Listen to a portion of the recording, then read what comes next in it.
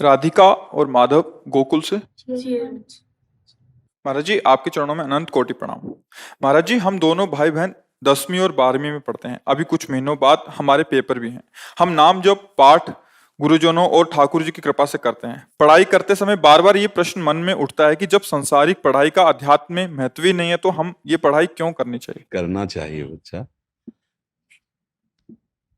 हम इस सृष्टि में भेजे गए हैं तो हमें कोई ना कोई सृष्टि की सेवा मिलेगी। अगर आप सृष्टि संबंधी ज्ञान नहीं रखते हैं, आप अच्छी पढ़ाई नहीं पढ़ते हैं, तो आप हमारे समाज की सेवा कैसे कर पाएंगे? क्योंकि उसके लिए तो अब मानो हम पढ़े लिखे ना हो तो फिर हमें शास्त्र की बात कैसे समझ में आएगी?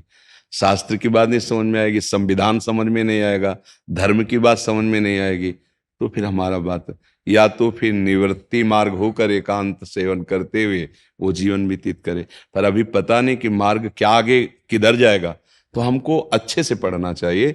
विद्या अध्ययन करना भी भगवान का भजन है, क्योंकि सृष्टि भगवान की है और उसमें हमारे को जानकारी जो हो रही उससे हम समाज की सेवा करेंगे। देखो, शास्त्र स्वाध्याय करने के लिए हमको ककहरा और मात्राओं का पूरा ज्ञान नहीं होगा तो हम कैसे शास्त्र स्वाध्याय करेंगे? अगर हम संस्कृत नहीं पढ़े तो संस्कृत कैसे पढ़ सकते हैं? अगर हमें देश के संविधान का पता नहीं, हमारा देश क्या है, कितने प्रदेश हैं, क्या क्या सेवाएं हैं, तो हम समाज की क्या सेवा कर पाएंगे? इसलिए आपको पढ़ना बहुत जरूरी है। भजन पढ़ने में बाधक नहीं, सहायक है। जैसे आप कुछ समय नाम जप कर लिए और एकाग्रता पूर्वक पढ़ रहे हैं और उस पढ़ाई को भगवान की सेवा मान रहे हैं, निश्चित भगवान की सेवा होती है।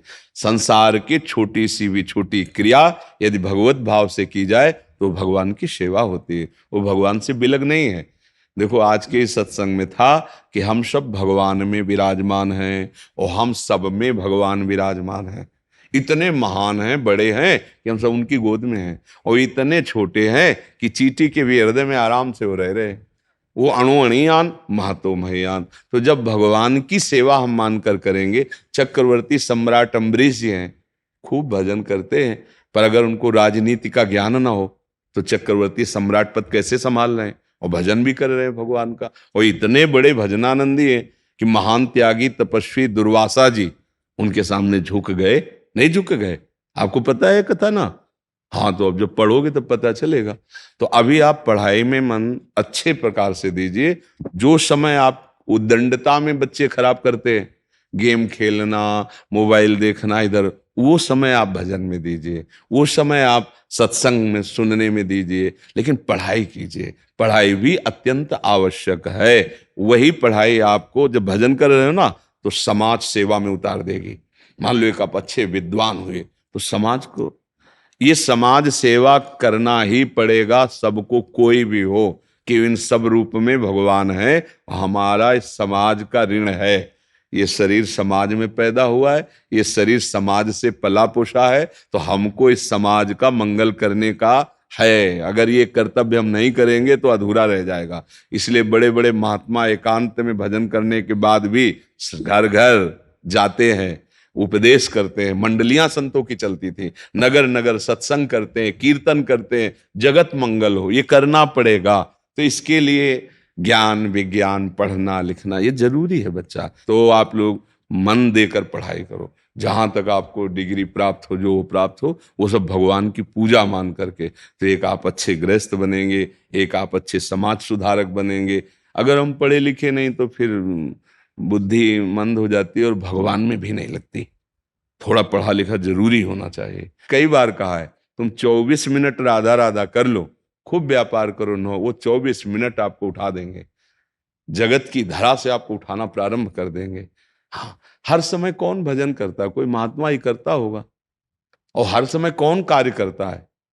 बराबर कोई काम नहीं करता है। कभी ना कभी तो आप खाली होते हैं ना। जब खाली होते हैं तो आप प्रमाद कार्य करते हैं, प्रमाद वाले, जिनका महत्व नहीं।